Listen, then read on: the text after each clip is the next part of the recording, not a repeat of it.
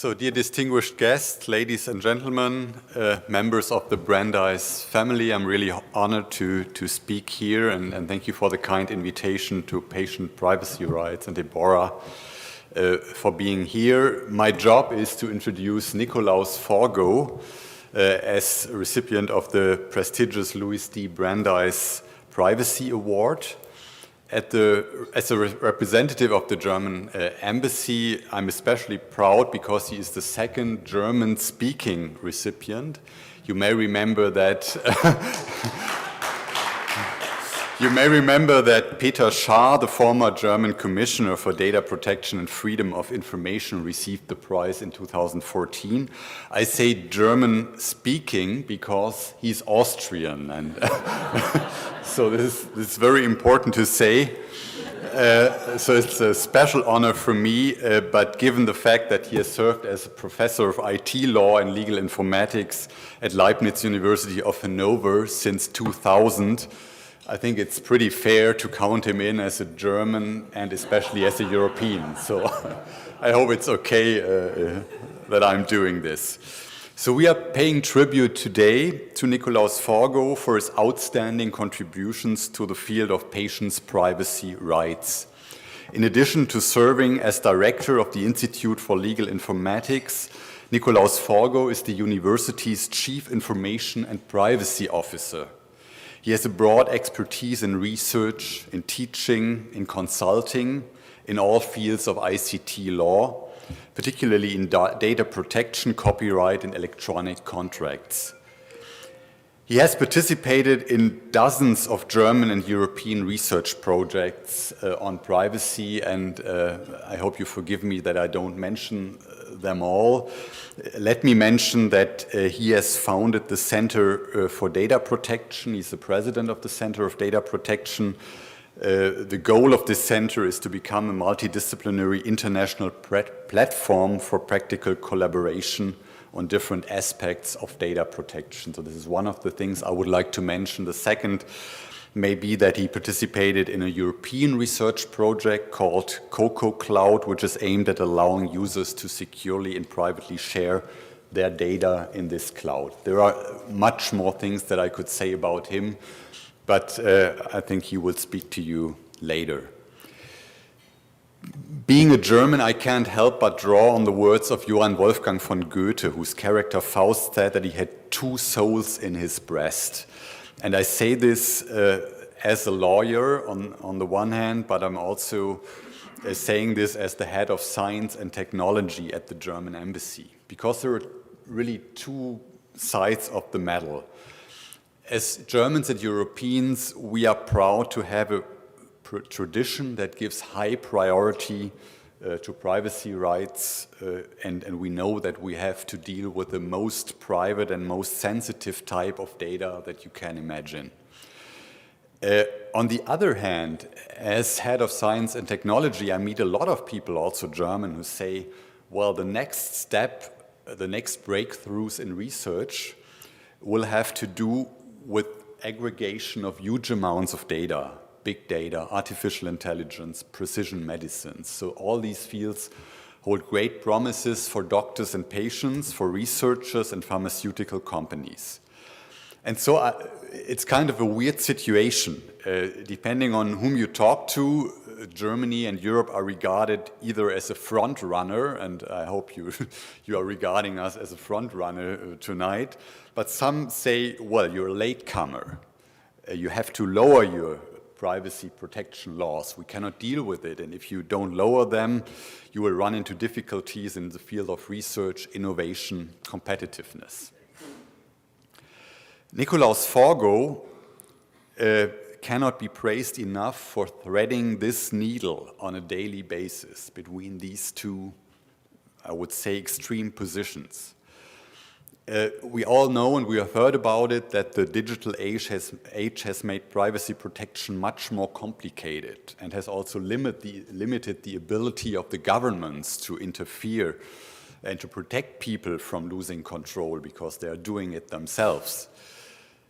So it's really an important work that he is doing, and I think in Germany and Europe there's a broad feeling that we should uphold our basic principles, even if they have come under pressure. Our approach has a long-standing tradition.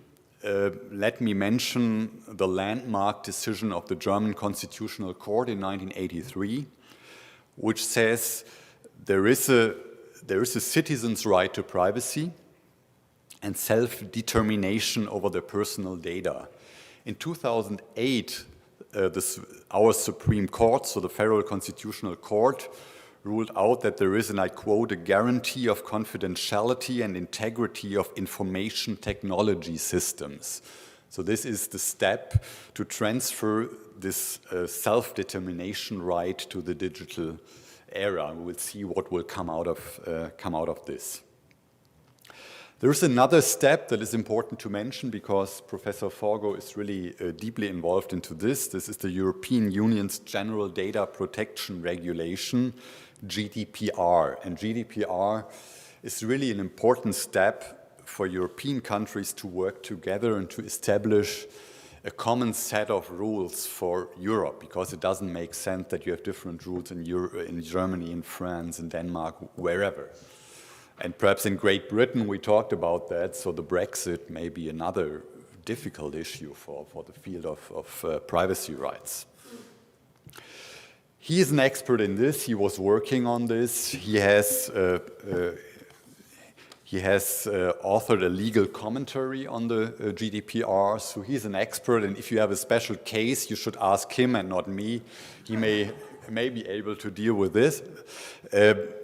I have perhaps the easier job to talk to you or to mention some of the main principles that are underpinning the GDPR as well as the German privacy laws. So first of all, as you may know, the basic rule still is that you need the data subject's consent if you want to process personal data. This is still the general rule, even if we know that there are more and more exceptions to that. We have the principle of data minimization, so you should collect as little data as possible and only as much as necessary. There is a deep thinking that the identity of the data subject shall be kept confidential to the greatest extent possible. There is another assumption that the data subject shall be able to withdraw their consent and is entitled to have the data deleted or to object to the use of their data. And this is a very difficult job to do this in the age of artificial intelligence, where so much data is processed, and it's difficult to say after a few years I want to get my data back, because nobody can really say what this data was or is still used for. Sensitive data enjoys special protection and may not be used or shall not be used for profiling. Data subjects must be informed how their data are being used and processed. And there is another interesting discussion, and there will be a lot of legal debate about it, that the transfer of personal data from European countries to other countries is only possible if an adequate level of protection exists in these countries. There are exceptions, of course, and I will not go too much into detail, but of course there are exceptions for research purposes that are also very important. I was talking about this thin line that we have in this field.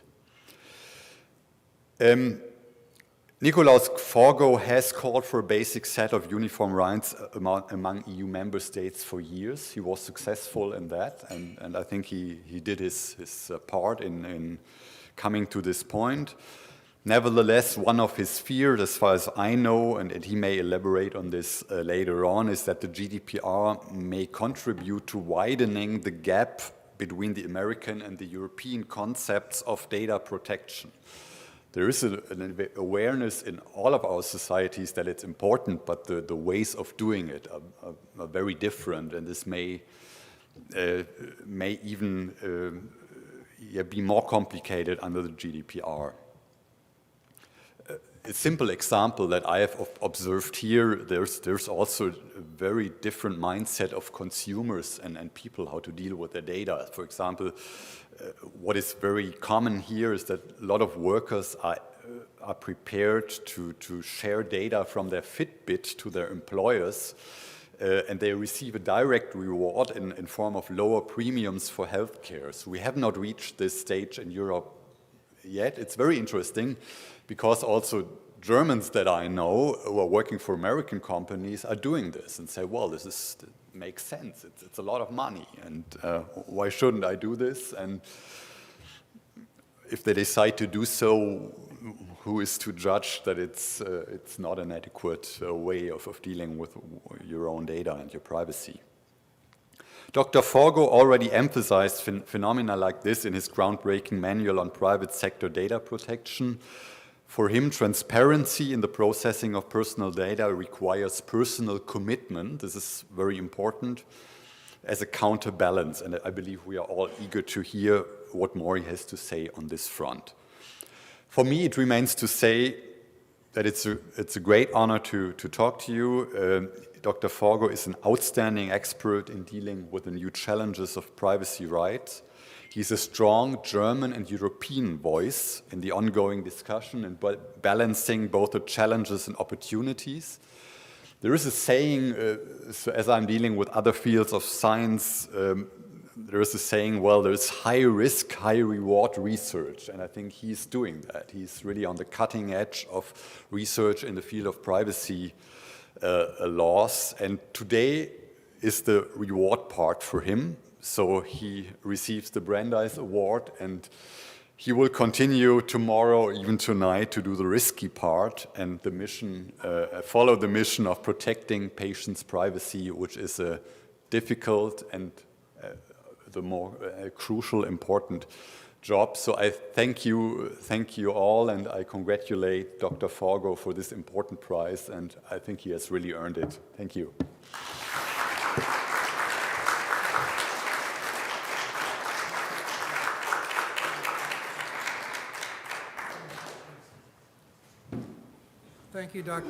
Thank you, Dr. Mishra, for your very inspiring words describing our honoree tonight. I want to just add a few comments to what you said, and in describing Dr. Forgó. I think one of the things that gives those of us who are in the academy greatest pleasure is to see the success of our students. And in some ways, our influence is measured by what our students go on to do. And I just want to tell you about a couple of Dr. Forgó's students.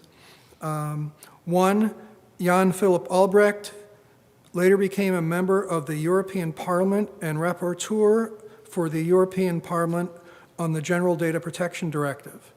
Another one, Max Schrems, who was the plaintiff in the well-known case against Facebook that led to the invalidation of the Safe Harbor Agreement between the EU and the US.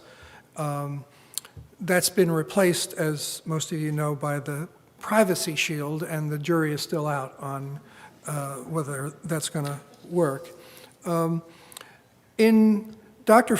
Forgó's work, he's blended the interests of advancing technology with also protecting health privacy. He's also worked to modernize and to bring privacy to IT in the healthcare of his university.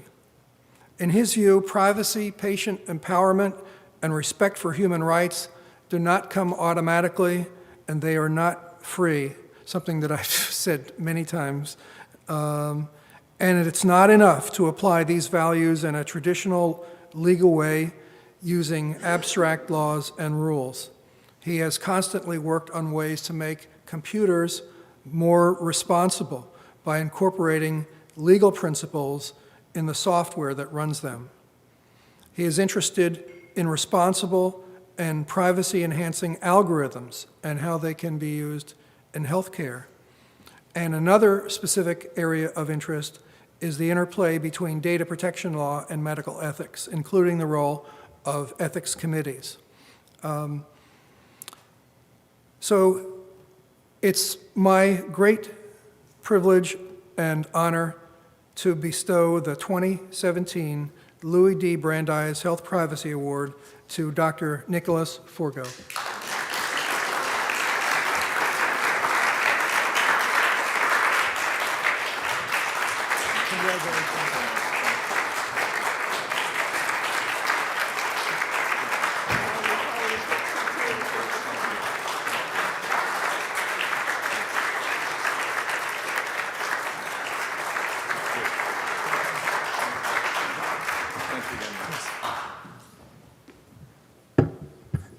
Dear distinguished guests, thank you so much. I must say that I'm very touched and I'm very nervous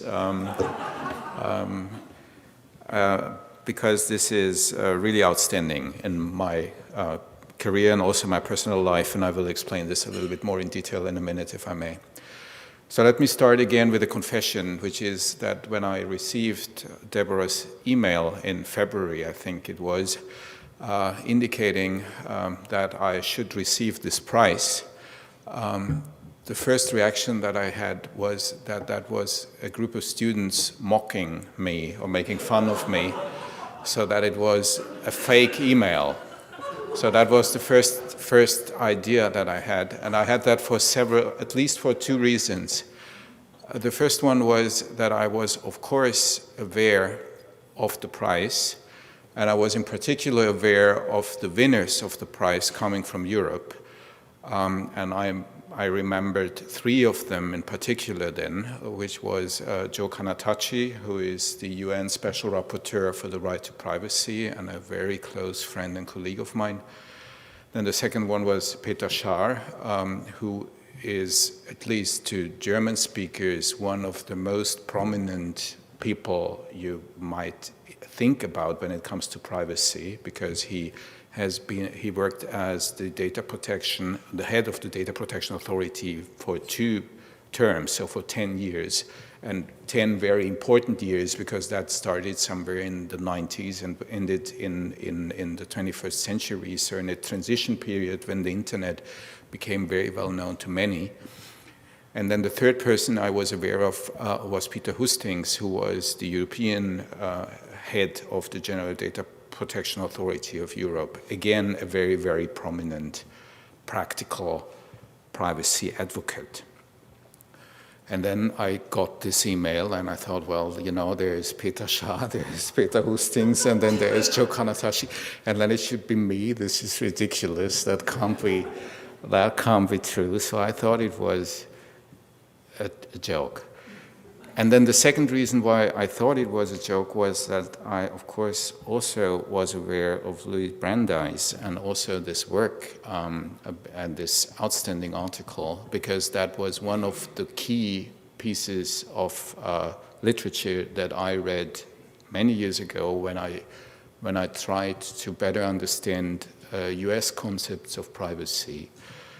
And again, then I had the feeling, well, Kanatachi on the one hand, Brandeis on the other hand, getting a prize with these two factors that can't be true. And I then started to do some research. I mean, I tried to identify where the mail comes from, and you know, all the things you need to do because blockchain is not working yet, and qualified electronic signatures, which was a ridiculous, in some way, concept in Europe, did not work either. So I did all the traditional things, trying to find out something about IP addresses, etc., etc. And then I found out, well, okay, that might be an authentic mail in a way. It might be true that this is not a joke, that it's really for me. And then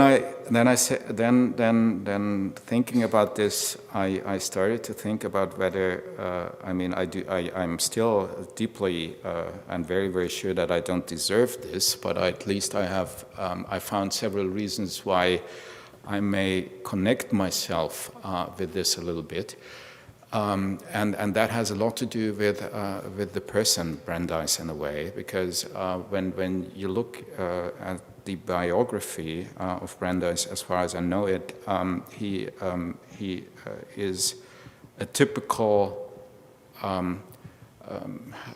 I mean, the biography starts with a very typical European story in a way, because he is, like I am,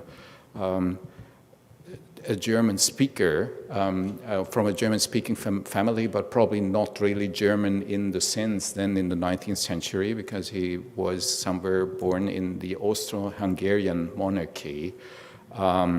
And then his parents moved to the US, and then they got back to Europe, and then he spent several years in Germany, close to Dresden. So he's in a way, I mean, that was a parallelity I found in his life that helped me in finding excuses why I should stand here. That this moving around of his family and himself within Europe. And one must say that I also very much appreciated that the German embassy is present here at the moment for an Austrian, which is no, I mean, this is not that, I don't mean that part funny, I mean that although it is, because, you know, Austrians always, I mean, this is a ridiculous part of our culture, that we, being the small little tiny country, we always insist on not being German, right? This is the ridiculous part. But the serious part of it is that there are not that many countries in Europe where it is possible for an Austrian interested in privacy law to build up an academic career in this area. Germany really is outstanding when it comes to this, and has been outstanding when it comes to this, and I'm also very grateful for this, and feel myself German in a way for this very reason. There's another reason that then helped me to better understand why I should really believe that this is a trustworthy email, which is the name of Brandeis. That is also possibly an information that is not common for the non-German speakers here in the room, because Brandeis is a composition of two German nouns, Brand, and Eis, ice. And Brand, which stands for brand, something burns, right? Something burns. And ice is in a way a contradiction. Something either burns, then it's not ice, or it doesn't burn, then it could be ice but not burning. So there's a contradiction. There's a contradiction in the name. Sorry, there's a contradiction in the name, and that contradiction is in a way probably the guiding problem I have when I work on privacy, because there are so many contradictions in this very concept of privacy, in particular when it comes to privacy and the medical scenarios, because you always have this the patient interests on the one hand and society interests and research interests on the other hand, and you constantly need to outbalance these. And Brandeis then probably not only helped me not only in understanding US concepts of privacy, but is in a way also, if I may use it like this, a symbol of some of these contradictions, having it already in his name. And these contradictions probably, that is the most substantial message that I would like to bring to you here today, is that these contradictions do not go away. They become more and more complex the more and more IT is used also in the medical arena. And just to mention one of the many contradictions that I could mention here now is the already mentioned second fundamental, has to do with the second fundamental right that the German Constitutional Court identified 25 years after the right to self-determination, which is this IT security right. So this right to integrity of computer systems. That is again not written in the German Constitution. It was again identified by the judges then.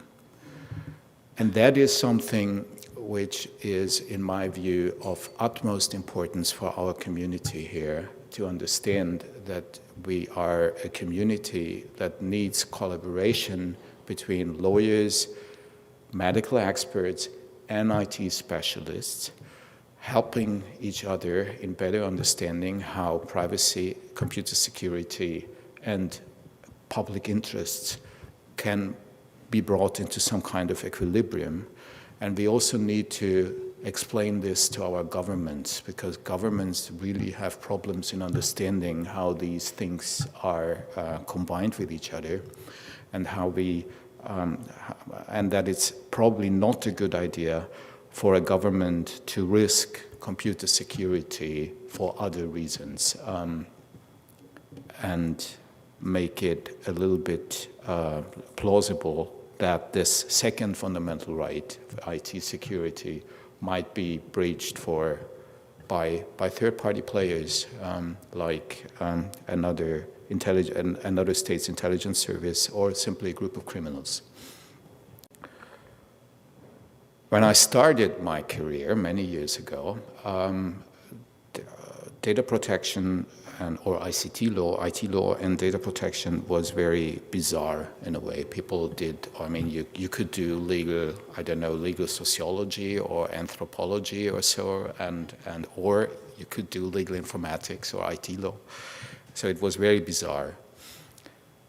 And now, being somewhere in the middle of my career, the situation has clearly changed, and therefore I think the most important message for the younger people in the room here is building up an academic career and building up a life is not a sprint, it's a marathon. You need a lot of time, and you need a lot of energy and inspiration and optimism in doing this. That was something that I had learned before I came here yesterday.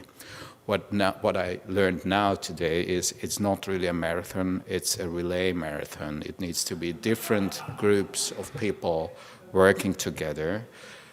And this relay marathon then leads, hopefully, to a collaboration between these different groups. And this collaboration, as every other collaboration, only works well if people have a good personal understanding of each other.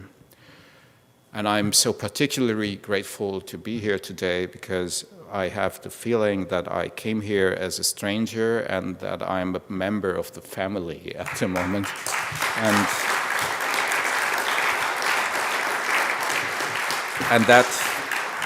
And that makes me very optimistic that, I mean, I already said all of us will be in business for the next 20 years because there are so many problems upcoming, but it makes me also very optimistic that I am part of this group and that we all together will be heard by at least the better of the politicians that need to listen to us. Thank you very, very much for this.